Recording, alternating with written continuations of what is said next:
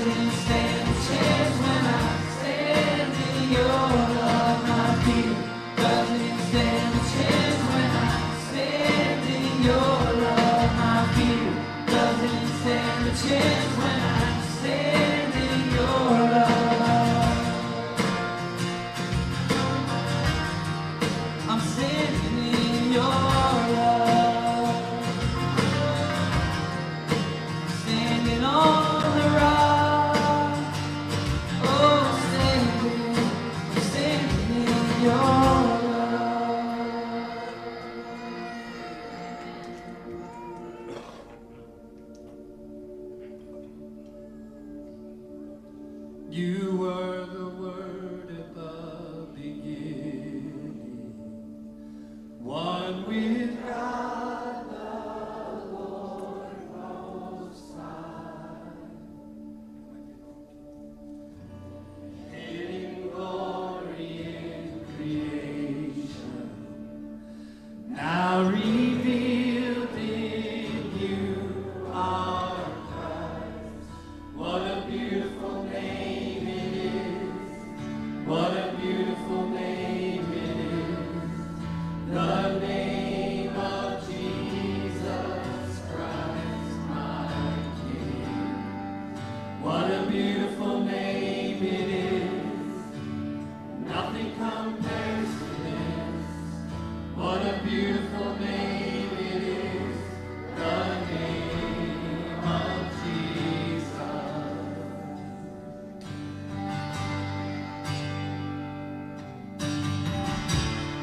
Didn't want heaven without us. Jesus, you brought heaven down. Sin was great, your love was greater. What could separate us now? What a wonderful name it is. What a wonderful name it is, the name of Jesus Christ, my King. What a wonderful name it is, nothing compares to this. What a wonderful name it is, the name of Jesus. What a wonderful name it is, the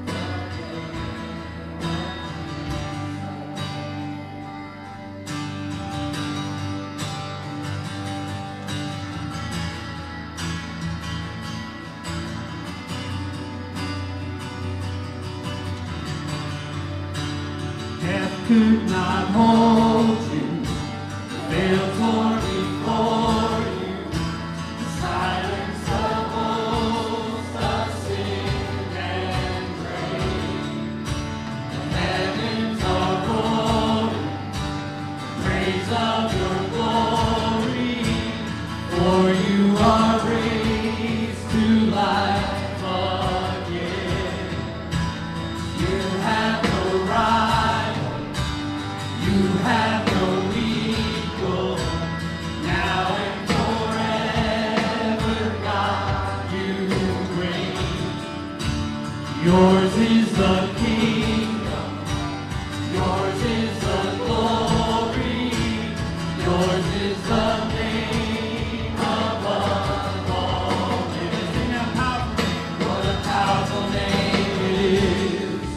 What a powerful name it is, the name of Jesus Christ, my King. What a powerful name it is, nothing can stand against. What a powerful name it is, the name of Jesus. What a powerful name it is, the name of Jesus. What a powerful name it is, the name of Jesus. Amen. Thank you for worshiping. You can have a seat. We're going to get something special set up real quick here while Pastor comes on.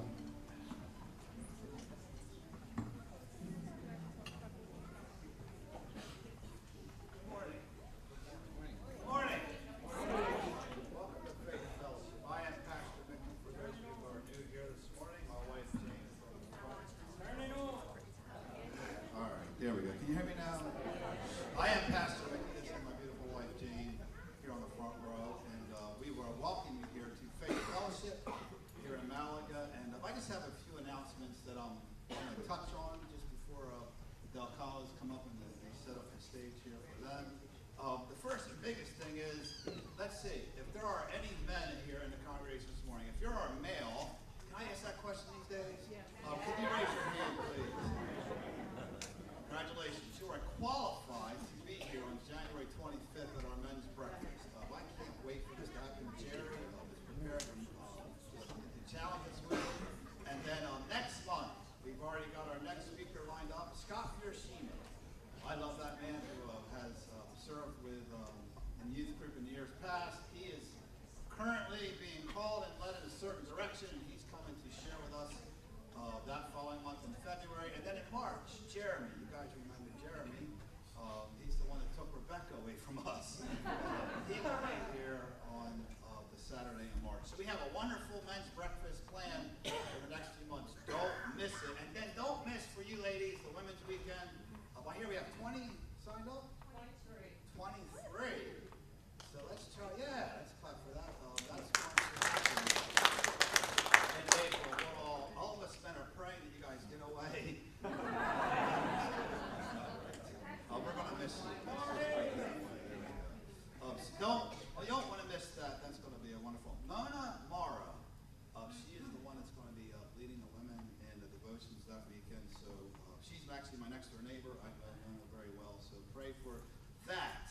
Our board meeting is a week from tomorrow. It's our budget meeting, our annual budget meeting, and it is an open meeting, correct, Jim?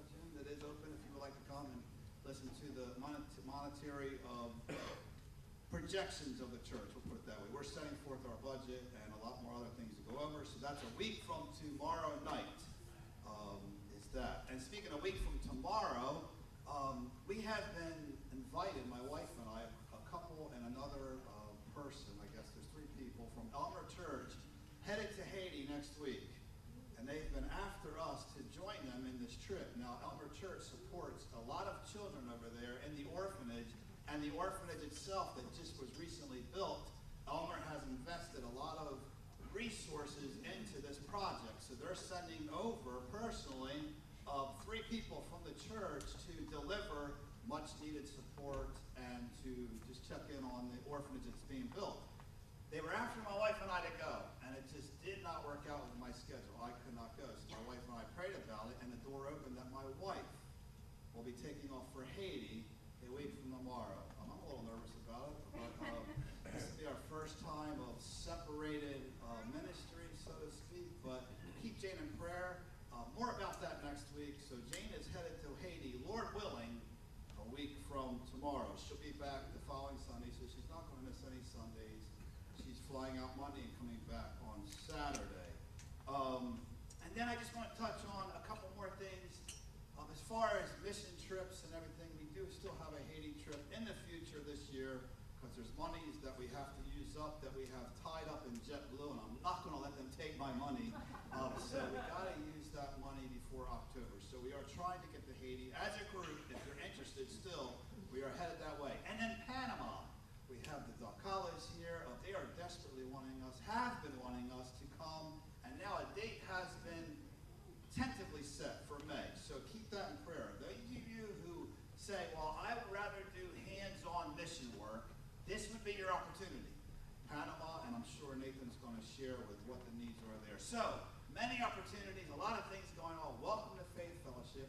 And I'm going to open up with some prayer before the college come up. But before I do that, Joe, could you come up here, please? If any of you have been at Faith Fellowship long enough, we all know Joe Sardi. And as you can see, my man is hobbling. He's been hobbling for quite some time. But Joe gets a new hip on Tuesday.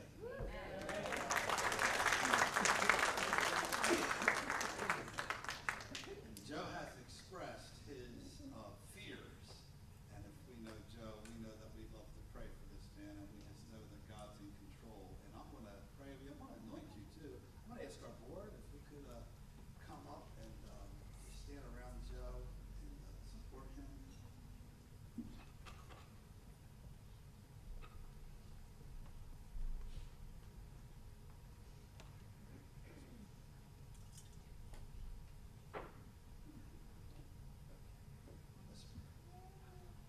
Our Heavenly Father, what a wonderful name it is to trust in you. Childlike faith.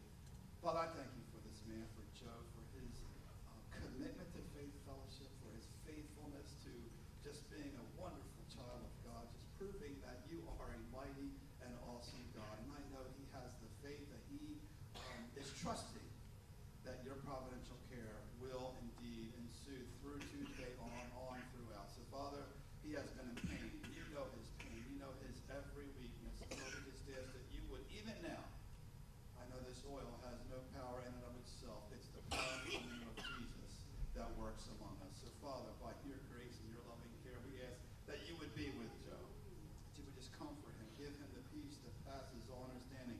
And as this storm comes into his life, may he know that you are indeed in charge, in control of the storm. You might not take us out, but you will definitely lead us safely to the other side. So now as a church, we stand with him. We lay our hands on him in symbolic nature, saying that we are with you. We are here for you. And we just ask that the Lord would lay on our hearts to provide in any way that he would see fit, and that we would meet every need of Joe's. So Lord, there's some spiritual needs and there's some physical needs, and we know that you are capable of doing the most miraculous. We do serve an mighty and awesome God. So Lord, we just call you down this morning to minister in ways that we could never even fathom to mention, and that Joe would indeed proclaim the excellencies of him who called us out of darkness into marvelous light. We ask it all in the powerful name of Jesus. Amen.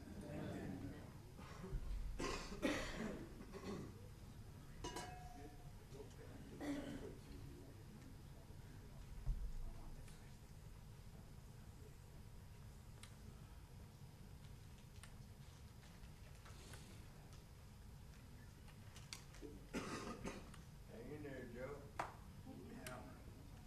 Thank you. Yeah. So let me pray for our Heavenly Father. We just thank you for what beautiful music and worship we sing. Our voices rising in praise to the mighty God we serve. So Father God, I just ask that you would be with the college now as they come to share your business of how you have laid claim on their lives.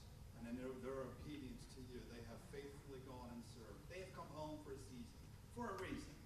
So Father, may our church, this local body, be connected all the way down to Panama. May we get a sense of what you're doing with the global church, the ecclesia, Father God. So Lord, we just know that we have been chosen, we have been called, we have been placed here, we've been made children of God by you. So now may your children rise up and support and understand and recognize the great need of getting the gospel clearly presented throughout the world. May we, as just a small body here, just get a sense of what you're doing, and may by your Spirit be stirred to give in the most generous of ways, not just with our money, but with our times and our prayers and all the things that you have blessed us with. May we not hold on to it to satisfy our own desires. So Lord, now I just ask your blessing upon the college as they come. May your Spirit mightily work through them, minister to us through word and deed. We ask it all in your precious name. Amen. So I had lunch with Nathan a couple weeks ago, right before Christmas, I believe. And we picked this Sunday, the second Sunday in January, for him to come and share of what God has done in his life and through what him and Rebecca have gone through lately. And I found out we have a lot in common. Both raised up in the church, both kind of walked away from the church a little bit, but God, the faithful shepherd, leading us back and putting us exactly where he has called us to be. His chosen, he does not let go. And I just love his story. I love exactly what they're doing and what they're allowing God to do in their lives. And I know you guys are going to be really, really touched by the Dacala family this morning. So without further ado, Nathan. Nope. While the kids are coming up, the kids are going to come up here. I'll tell you a little story. It was about a month ago, I think it was, we were celebrating one of our littlest grandchildren's birthday parties, and we were messing around, and one of the Delacalos little girls here was, I'm not going to try to remember all their names right now, because Nathan can do that when he gets up here, but she started singing this song in Spanish, and I was like, I know what you guys are doing when you come. So they're going to start off this song, and the song you all know, they're going to start it all off in Spanish, and then we're going to join them in English when I tell you to. All right? Get them all set up. You're good. You good there?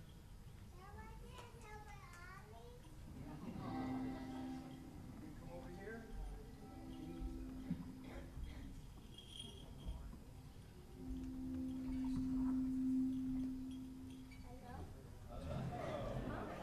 Hello. Can you guys hear me?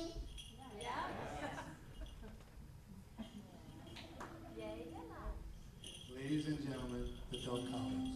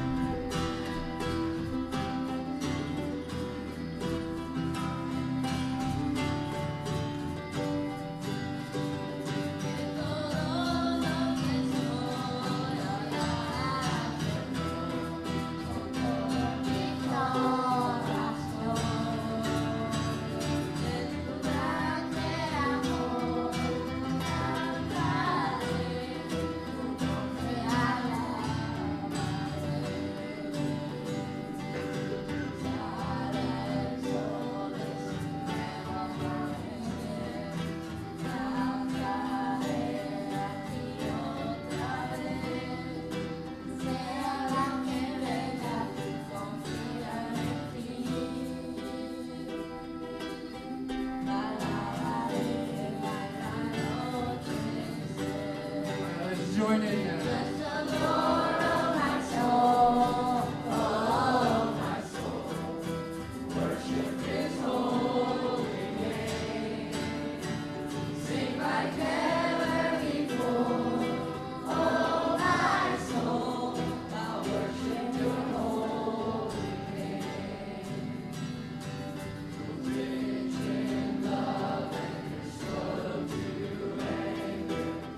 Your name is great.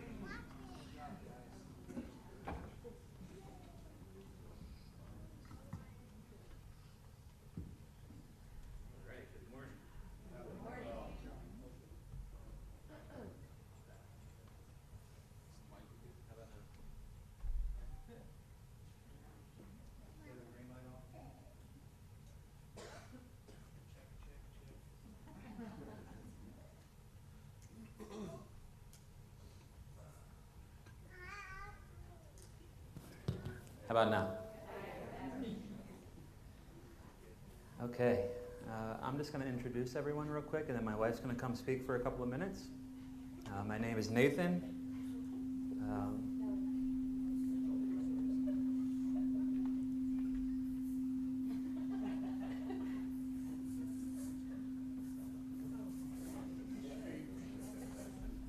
Okay. Yep. Yep.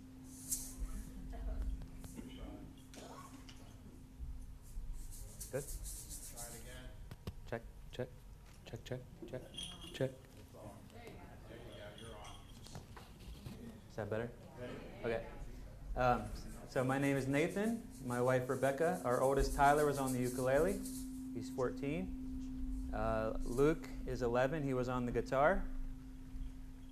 Kellen is almost 9. He was one of the singers. Priscilla was the star of the show, I think. She kind of took it over. She likes to do a little comedy act when she gets on a microphone. She just turned 8 a couple of weeks ago. Jude was over on the shaker. He is 6. And then here's Avia up front here. And she's 2. And she's very shy, so she might cover her eyes here. So yeah, my wife's going to come up and talk about one of our ministries. And then she's got some pictures for you all. And then after she's done, I'll be up here to share a little more and tie in a little bit of a message to that also. So, Rebecca?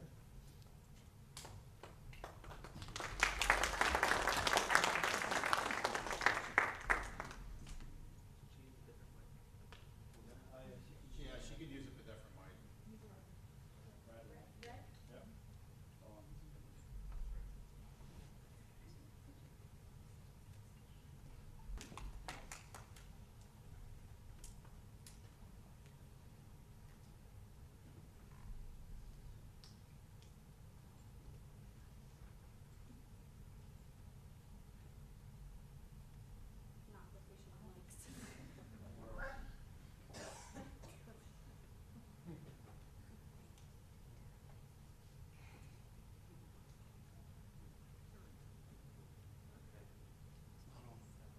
It's not on.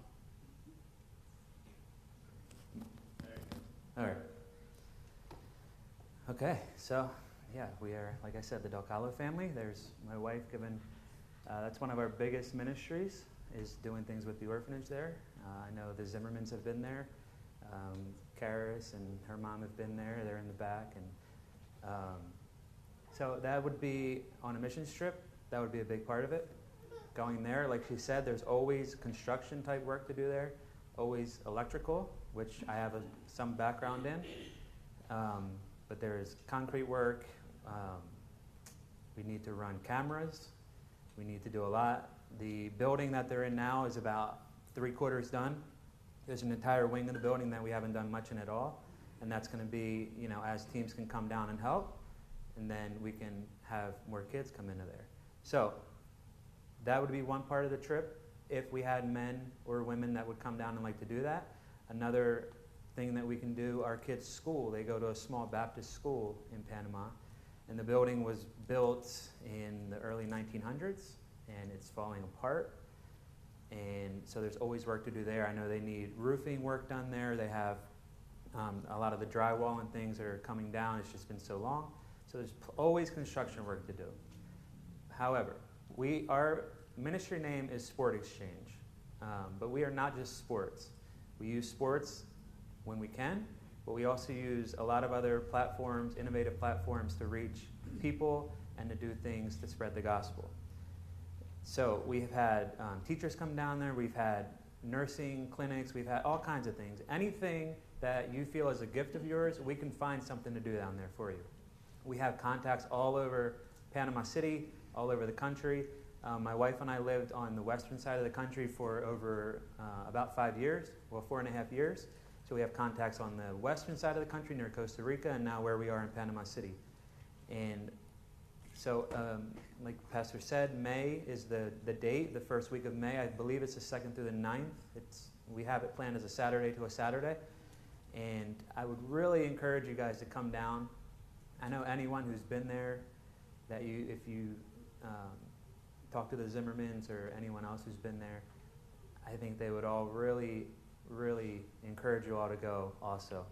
And So some of the other ministries that we do the orphanage, and we use sports. So the idea of Sport Exchange started in California, Southern California, and the founder, which this year, 2020, will be 60 years, so it's not a new ministry, but he was an very athletic guy, and he lived very close to the Mexican border, so he would go in the northern Mexico, and he would just start playing baseball with the kids there. And through that, he realized that these are kids that don't go to church. These are kids that probably aren't going to go to, vacation Bible schools or things like that. But he could get in there, he can play sports with them, and through that, he can build relationships with them, and he can bring them the gospel that way. He can gain their trust, and then he could, disciple them. And so that's how the idea started. And so it was sports for a while, and then, as the gospel is needed in other areas, things adapt and change. And so now we use all kinds, like I said, anything that you feel is a gift, we can find a way for you to come down there and share the gospel. And so some of us personally, my wife and I, we have a ministry partner down there, and so they have their own ministries, and we have our own personal ministries, plus we do a lot of things together. So if you guys came on a group, we'd be working alongside of them, with them. And so, but some of our ministries that we are trying to start alongside of these other ones we have a heart and we feel like a calling to work with children, with orphans specifically. And so one thing that I'm trying to do with some of my older boys, there's a orphanage that houses teen boys. And it's probably the same in Haiti, I would imagine. But the teen boys, even 12, once they reach age of maturity and start, going after the girls and liking the girls, they have to be separated. And they have housing for the girls. They have girls that can be in houses through 18, through young adulthood, but the boys, a lot of times, they don't. And so the boys are left on their own, and they have no life skills because they've never been taught anything. And so if you have no skills, if you don't know how to do anything, what do? You join a gang. You go to the streets, you start robbing, you do what you have to do to survive. And so our desire is to reach as many of these boys as we can, and it would probably start with a sport, most likely soccer. It's a big sport down there, and I played that growing up here, so it would make sense to do that. But we can get in there, we can get into the orphanage and work with these kids and teach them soccer or whatever, and through that we can build a relationship like the founder of the ministry did 60 years ago. And through that, we can teach them. Once we have their trust, once we have the trust of the orphanage, we can teach them life skills, whether it's some type of construction skill, whether it's whatever. And then once they're on the streets or on their own, which is obviously not the goal, but that's the reality a lot of times, then they're not forced to do these things and to join a gang. And I mean, the gangs in Latin America are enormous. I mean, they take over because there's so much poverty and people have nothing else to turn to. So that's a big ministry that we're trying to start. And of course that all takes funding, which is part of the reason why we're back home. And another ministry that I've recently started, this is more for me personally, I always felt like I was not called to be a pastor. I don't feel like speaking is really my gift. However, the more I've studied and read things on my own, I realize we're all called to disciple, whether we're pastors or not. And so, for a long time, I tried to say, you know what, other people down in Panama can disciple. It's not really what God would have me do. But the truth is, it's a command in the Bible. And so because of that, I've started discipling my first young child. He's not an orphan, but and that's something I really want to see grow. The child that I'm discipling now, his name is Fabio, and his father's never been in his life. His mother's a really good friend of ours, and he's just never had an adult male figure in his life. I mean, he has, he goes to church, so he has the men in the church, but it's never been like a close relationship that he's ever had with a man. And so we've been doing that for a couple of months, and that's something I would like to see grow. And the idea would be, as my children get older, they can start being a part of that, and they can start discipling kids younger than them, and then it would just spread from there. And it's not just that I want to disciple Fabio for the next 20 years of his life. I want to disciple him, and then I want him to start discipling, and him to start, just to keep going on. So those are things that, for my side of it, that you can be in prayer for. Rebecca has recently been in contact with like a young mom's home. It's not really an orphanage. It kind of is, but the young moms can come there and they can be there throughout their pregnancy, and they can stay afterwards and get help. They can learn. I think they were learning how to sew the last time we were there. But Rebecca, so part of our testimony is that we were teenage parents. And so Rebecca has felt like that's something she can help young moms because she's been through it. And these moms have, they have nowhere else to go. It would be like a group home or whatever you would call it here in the U.S. And so if you can be in prayer for that also for her. She's thought about maybe bringing in English lessons. She's really good with photography, so that could be something. It's just something to teach these girls and the boys also in the other homes. Just some kind of skill where they can go and they can make money somehow. So they're not forced to do things that, we don't want them to do, and they probably don't want to do either. So, like Rebecca said, we're very thankful to be back here. I think I was here, it's been almost 3 years now, the first time I came with our oldest and our third boy. And we do appreciate you guys so much. You guys have been very, very generous with us. I know you've been praying a lot for Priscilla with her visa to get here. And so she's here for the first time. She's been with us almost 4 years now, right? In April, it'll be 4 years with us. And so this is her first time in the USA visiting. And praise the Lord, we got a visa for 10 years for her. And we're going to be starting the application, the process for citizenship for her at some point while we're home right now. And so there's one other ministry that I really want to talk to you guys about. And you can turn the picture. Okay, so that's John. He's our ministry partner down there. So if you came to Panama, he'd be a big part of everything we do.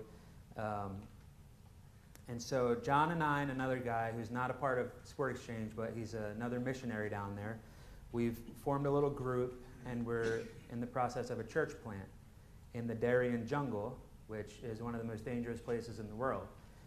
So there's a road that goes from Canada all the way down to the southern tip of South America, and the only place it stops, this highway, is the border of Panama and Colombia, and that's the Darien Gap. And if you look it up, you'll see every year there are a lot of murders in there. The police won't go into the deepest parts of it because of how dangerous it is. So right now we're not in the most dangerous parts, but Lord willing, we'll reach them in the future. But so right now we've been with this church plant, and it's about, for us, where we are in the city, we're pretty much in the middle of the country. Panama's about the size of South Carolina, to give you an idea. And from where we are, it's about 6 hours one way of travel.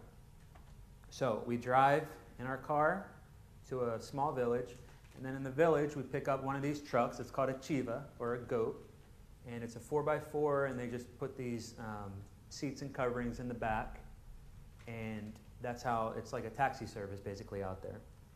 And so we're in this for about an hour, hour and a half, depending on how fast the driver wants to go. You can turn the picture. And they drop us off here. And this is the start of our hike. And from this point, it's a little over a mile. And I consider myself to be fairly athletic. And this is the hardest mile I've ever done in my life. We're carrying our book bags. When we go into the village, they don't cook. I mean, once in a while they might give us rice, but we carry our food with us. We carry our water with us, our clothes, whatever. So we normally have about 60 pounds on our backs, and we start hiking. And once we get there, we sleep outside. We have our hammocks. We set up, and this village has, some of them have seen the city, but a lot of them have never left this village. And you can turn the picture. Not sure what's next.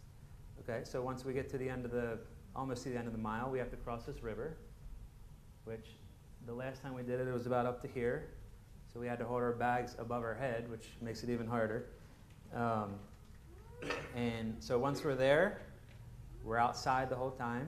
I mean, every time I come back, my wife can tell you all the exciting new bug bites and different things I have all over my body in places I didn't even realize were accessible.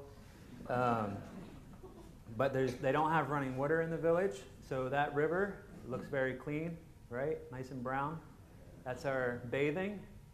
That's where we wash our clothes. They do have one small spring, which is a spring, and it's not the cleanest, but that's where we get our drinking water, and we usually have some kind of filtration with us so we don't get sick through it. And but the reason we're going to this village is because a soccer team through Sport Exchange went into a village close by to here years ago and had a soccer tournament. And one of the leaders of this village came up to the leaders of our team and said he had never seen missionaries or people come into this village and play with their children. And because of that, they told our leaders, whatever God you have or whatever life you're living, that's what we want in this village. And so they've invited us back. And to go here, we have to have permits. We have to get through all kinds of police checkpoints. I mean, it's not just something where we're going around the corner to get to. But God has provided for us to be able to come in here. They've asked us personally to come in here and to start a church for them. And of course, with the travel, we can't be there all the time. So we've been trying to go as much as we can. And we're in the process right now. We're trying to get about an 8-man team so we can go in groups of 2. And we can rotate and try to be there every 2 weeks or so. And these people are really thirsty for the gospel. They're not even sure what they're thirsty for. But they know that they're searching for something. And unfortunately, in Latin America, the prosperity gospel is huge. And because of the poverty, because a lot of people have nothing to look forward to, missionaries come in there and they bring them the prosperity gospel and they say, if you live this way, God's going to provide this, this, and this for you. And of course, we know that's not the true gospel. However, they don't know that. So anyone can go in there.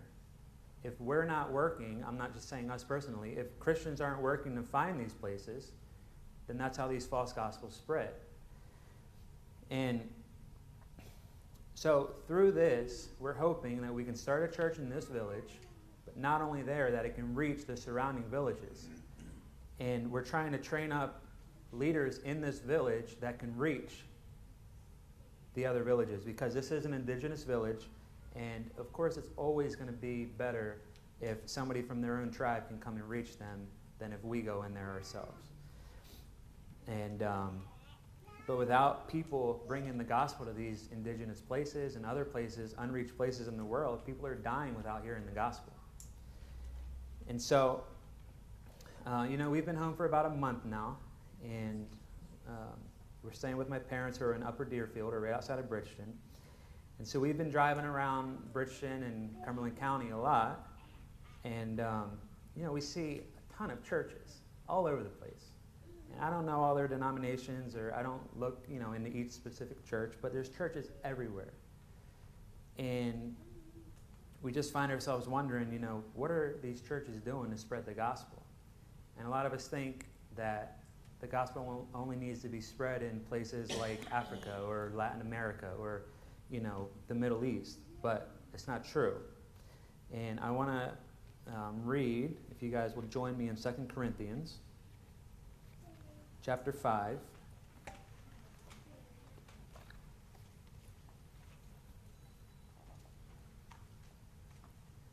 So I want to read this and say a little bit, and then I have some numbers which are pretty shocking, I think. They were to me anyway.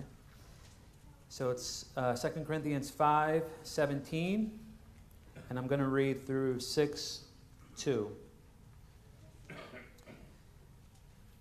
Corinthians 5:17. Therefore, if anyone is in Christ, he is a new creation.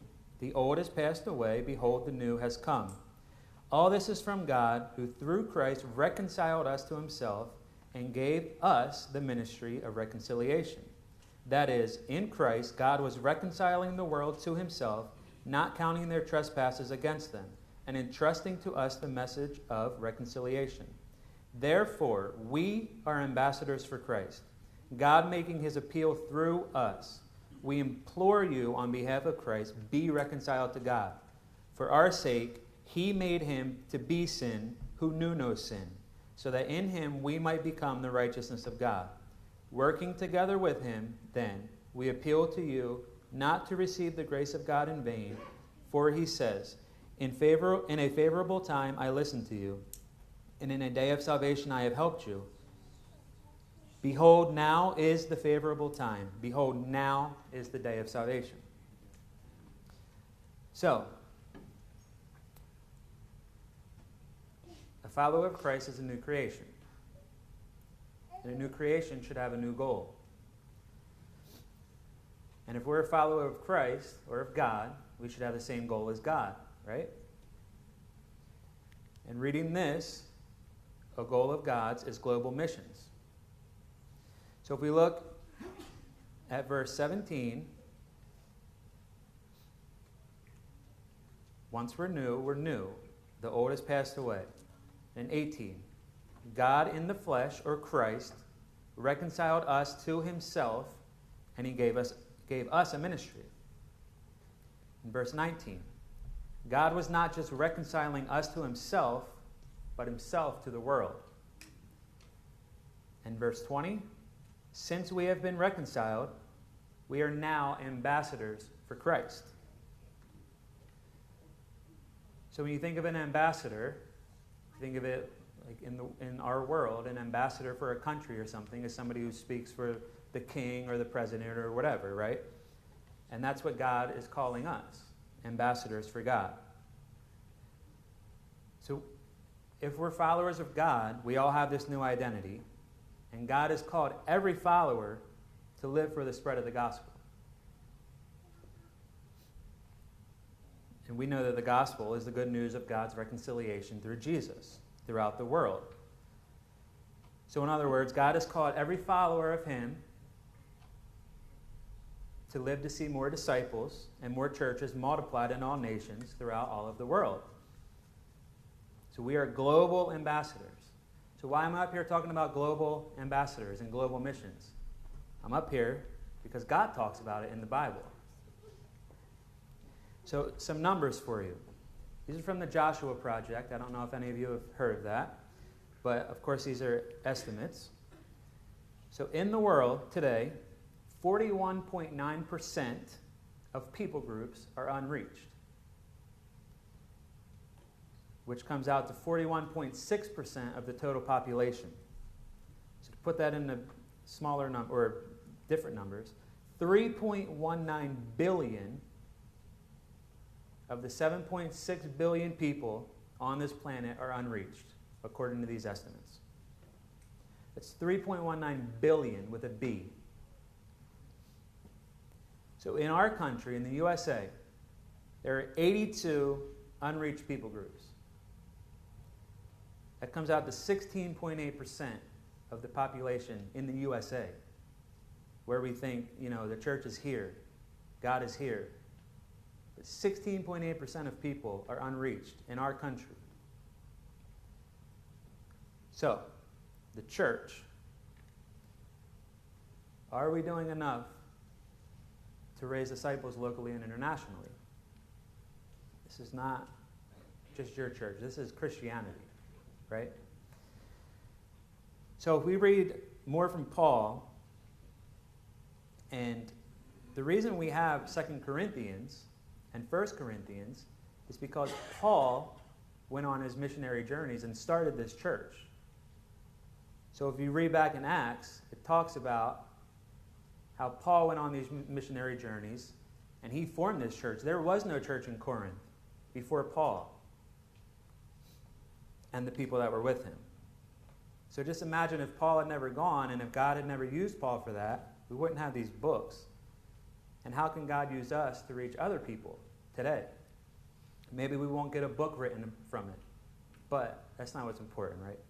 So I want to read in Romans chapter 10.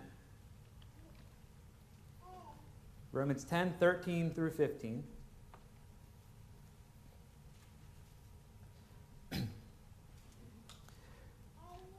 Verse 13. For everyone who calls on the name of the Lord will be saved. How then will they call on him in whom they have not believed? And how are they to believe in him of whom they have never heard? And how are they to hear without someone preaching? And how are they to preach unless they are sent? As it is written, how beautiful are the feet of those who preach the good news. So, if we look at these verses, number one, the only way to be saved is to call on Christ's name. Number two, the only way to call on Christ's name is to believe the gospel. Number three, the only way to believe the gospel is to hear the gospel. And number four, the only way to hear the gospel is to be told the gospel. So, I imagine everyone in this room has heard the gospel before today. You probably heard it through no actions of your own. We've heard the gospel through God's grace only. Think about the first time you ever heard the gospel. For a lot of us, it was probably when we were really small. I grew up in the church. So my parents brought me to church from the time I was born. So I didn't do anything to hear the gospel, right? It was presented to me. Maybe you were walking down the street and you overheard somebody, a street preacher, or somebody talking about the gospel. Maybe someone knocked on your door with a tract and presented it to you right at your house. The point is, somebody else told you the gospel. And that's all through God's sovereign plan. So I don't know why God chose you or why God chose me to hear the gospel instead of the person in Panama or the person in Africa or the person in Haiti. I don't know why he chose us to hear the gospel and not those people. But I do know that God chose it for a reason. And that he didn't make a mistake in that. There's a reason God had you hear the gospel.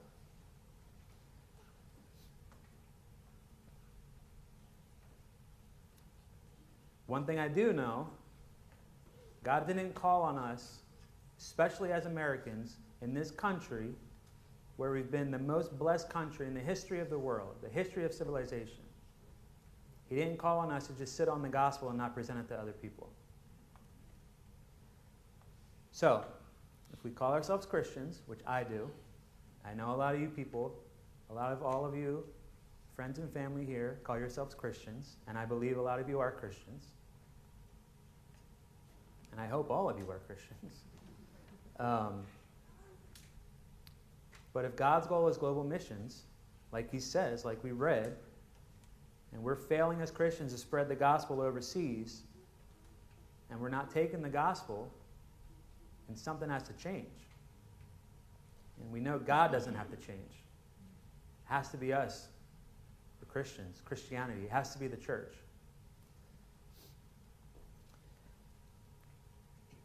We know that God's goal cannot be wrong. So, if you've read to the end of the Bible, which I hope all of you have, we know that it talks about that every nation, every tongue, every tribe is going to be in heaven. And it's our responsibility to get every nation, every tongue, and every tribe the gospel. But looking at the 3.19 billion, people are dying without the gospel.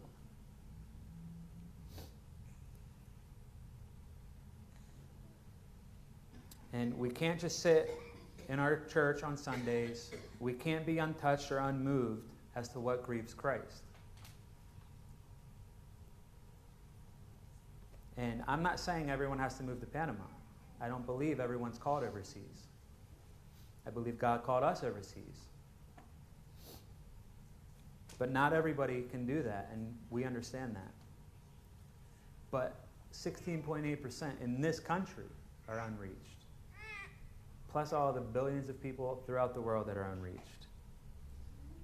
And discipleship, like I once thought, is not just for the pastors. It's for any Christian to disciple. Maybe it starts off in your own house with your children, and maybe it branches off into your nieces and nephews, or whatever. But we need to be discipling, all of us. So I have an illustration that I saw. I thought it was neat. Hopefully you do too. So this is a standard pencil. So the pencil and then the eraser, the red, I don't know if you can see it.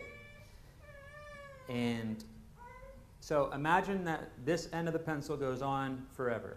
There's no end to it, okay? And this end goes on forever. And this little red spot in the middle is your time on earth. It's my time on earth. 80 years, 100 years, whatever we get. And this keeps on going.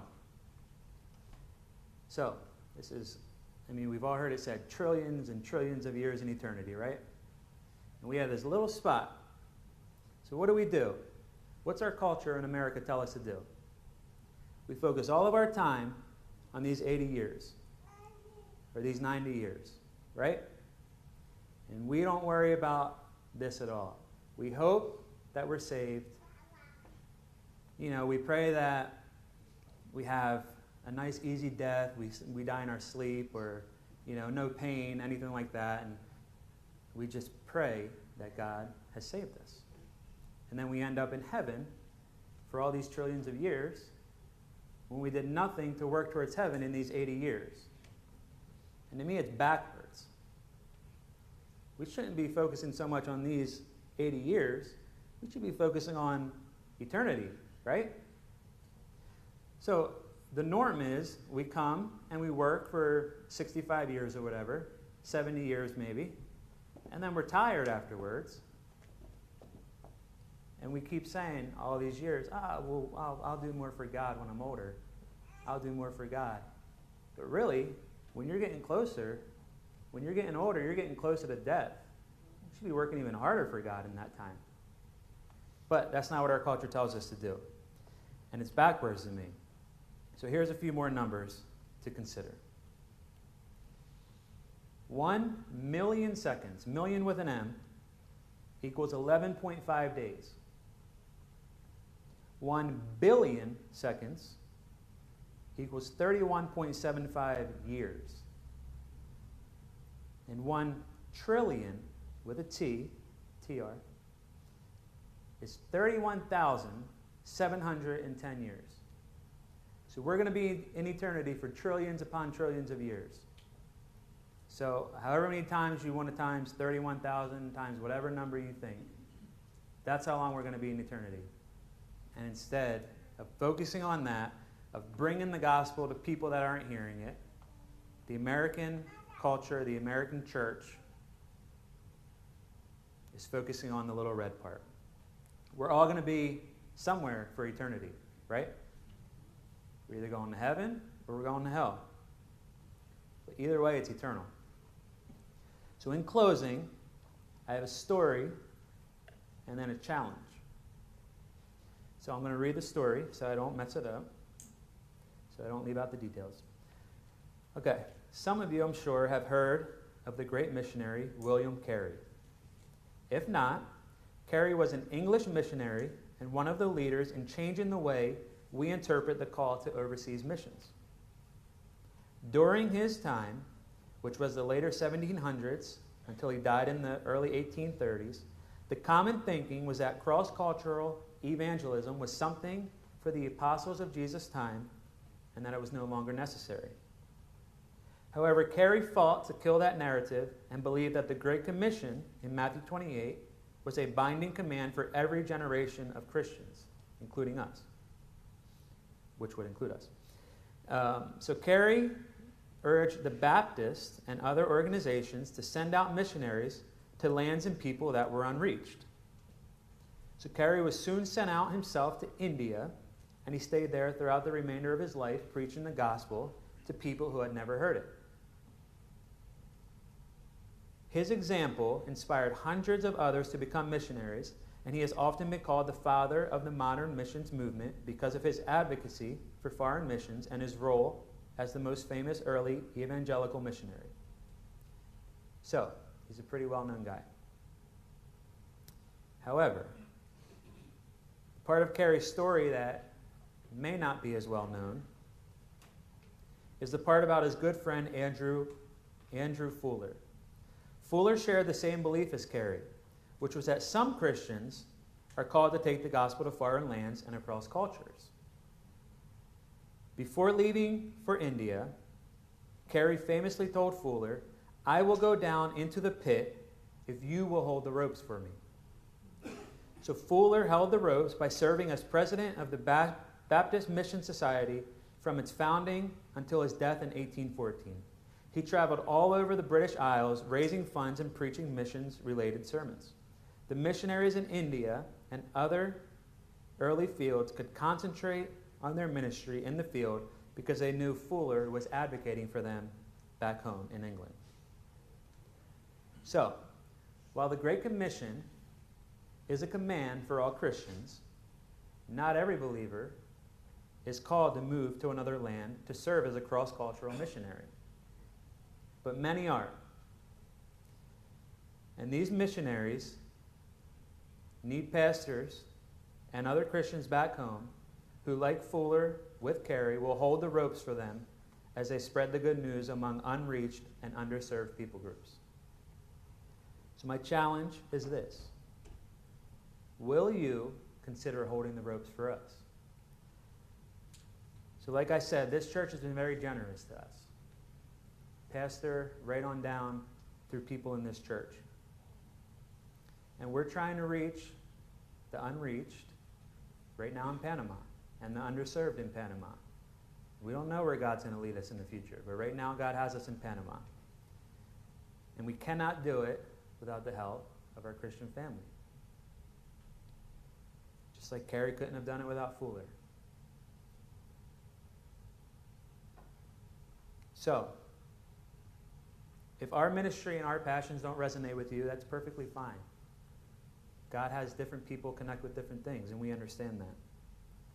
But will you actively seek out another missionary, if it's not us, that you can hold the rope for? And that doesn't mean just checking off a small percentage of the tithe or the offering. I mean really supporting a missionary. So some ideas, some different things that aren't often thought of, but that we need, and I know other missionaries need it also. Excuse me. We are always open and looking for people to come down and serve with us, like this missions trip.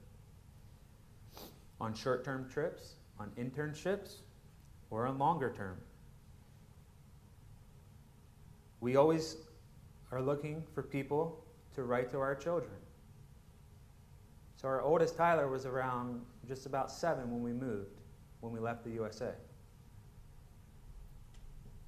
So our kids don't really understand a lot of the American culture. They know most of it, but it's different for them. But this is still their homeland. And we're always looking for people that will write to them, that will send little video clips to them so they know they're not forgotten while they're in Panama, back here in their homeland. We always love to hear that our brothers and sisters are back here praying for us specifically, and you can contact us for specific needs. We love that. We love being able to tell people this is what we really need prayer for, because it means so much more when we know people are praying specifically for certain needs. It's really a good boost to feel that just the Lord working through that when we're down there, when we're on the field.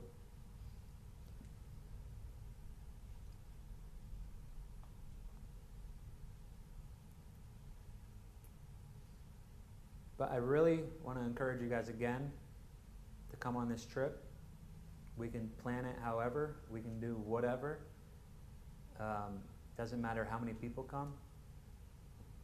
We know that we do trips every year, different trips, and we always know God's going to send the people that He wants to use.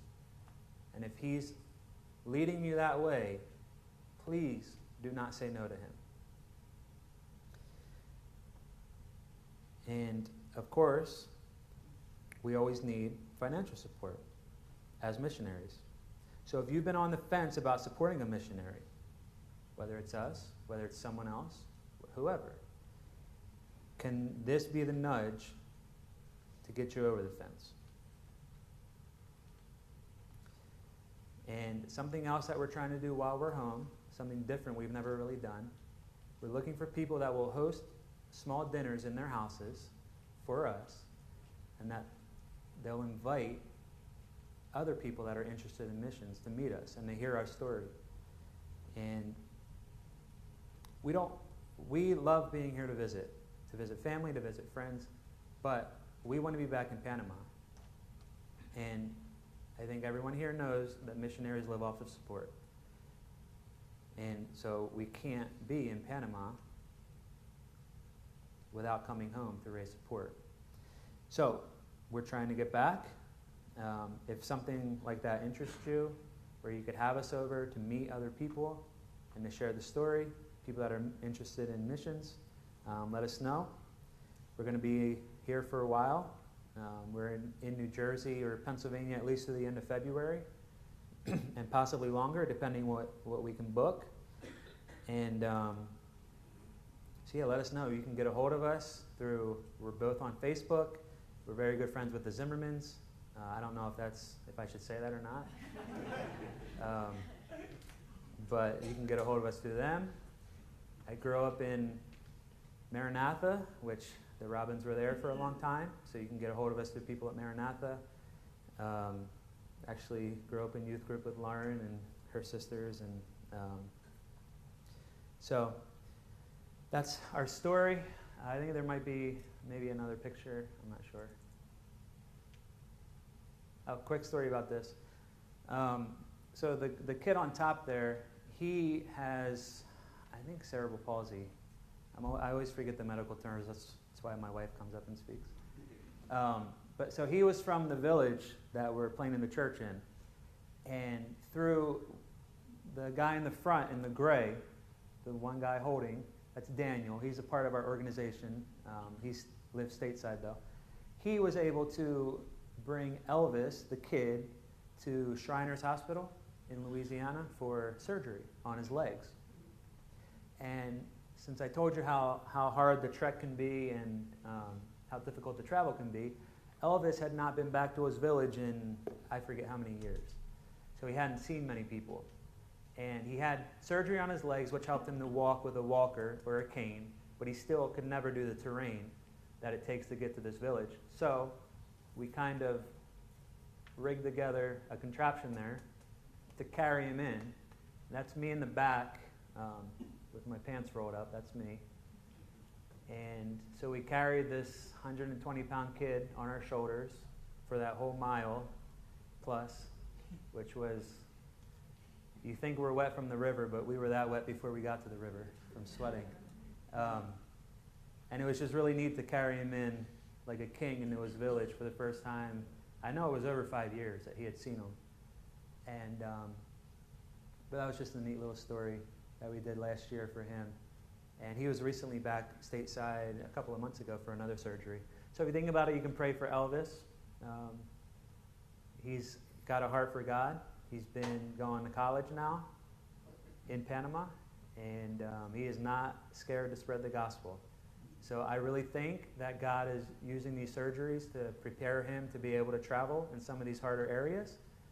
And I think that he will be one of the local missionaries that we can send out from that village. And I'm just really excited to see what happens through him. And I don't know if there's any more. There's me and John. So these people don't have cameras or anything. So normally when we go in, we take pictures of them, and then we have them printed up and bring them back. And when you go into there, that's a house, by the way. You see no wall on it. This village, this tribe actually lifts their houses off the ground. It's a little cooler. And so we bring pictures back to them, and when you go into their houses, the only pictures you'll see are the pictures that we've had done for them. And it's just amazing to me to think, like I said, my wife does photography, and we have so many pictures of our children. And it's just wild to me to think that people have no pictures. And if somebody in their family dies, they don't have a picture of them. They can't remember them. And so there's me with some children. I think there are a few more. This is all in the same village. That's the church right now. It's like the little local meeting that hopefully we can put walls on it one day, but we'll see. And there's me giving a message. It's all, right now it's all in Spanish. They have their own dialect, which is impossible for me to ever learn. So we do everything in Spanish, which is good and bad. It's kind of sad they're losing their dialect. As the kids get older, they only speak Spanish. But so yeah, definitely please be in prayer for our ministries, the different ones, the ones we want to start, the ones that we've started, and we want to make them stronger. We want to spread them out to other people. Be in prayer for us personally as a family, our children. They're on summer vacation right now from December through March. They're off of school. So pray that they enjoy their vacation, and they're all in a little Spanish school, so except their two oldest are homeschooled. And so that's our family, the Dalcalo family, and we love being here. We thank you guys so much again for the opportunity to come and speak, and we'll be hanging around, so if you want to talk to us, we'll be here. And we love sharing our story, and we try to be very open with everything, so whatever questions or anything you have, we're ready to answer them. So, thank you.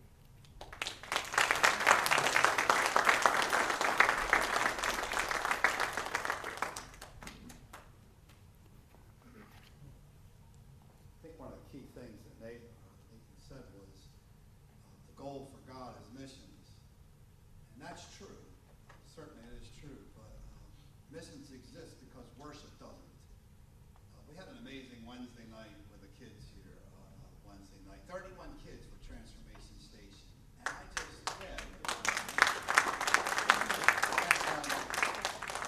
I was just watching these little kids as Doreen here this morning? She had twisted her ankle, and the kids were just eager to pray for Dwayne as in this situation. And Kathy had the goal or the plan to get the kids into little groups and have them pray.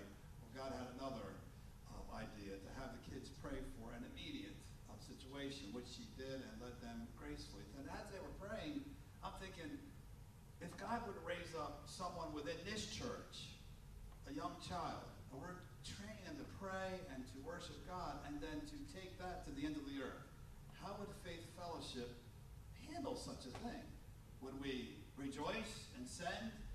I heard the saying that if we're not going, sending, or supporting, we're sinning.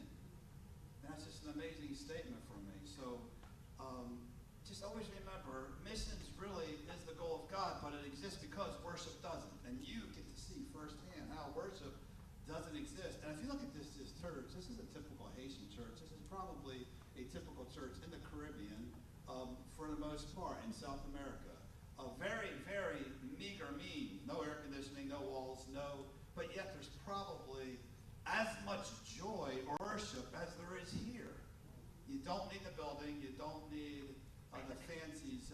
We really don't even need, can I graciously say, beautiful ministries. What God would have us to do, where we are, where He sends us. And not all of us are called to go to a Haiti or to a Panama, but we're all called to be Christ-like, to always be willing and ready to give it a defense for the gospel, wherever God might have us. So I thank you for your honesty and your just willingness to go. And I know he has confessed, there's an immediate need for the Dalcalo family for a van. They want to be able to take, you saw their big crew, they need a rather large vehicle, and they have a vehicle in mind, and most of the funds, I think, are in place, but not quite all. So there are needs that Dalcalo has before they go back, not only just a monthly support, which our church does do, but also in just needs to get their family to the areas where they would like to go and minister in a reasonable and cost-effective way. So let's stand. I'm going to pray over Nate and Dalcalo before we dismiss. Our Heavenly Father, I just thank you for what you've done here, for your report of what you have done through the Dalcalo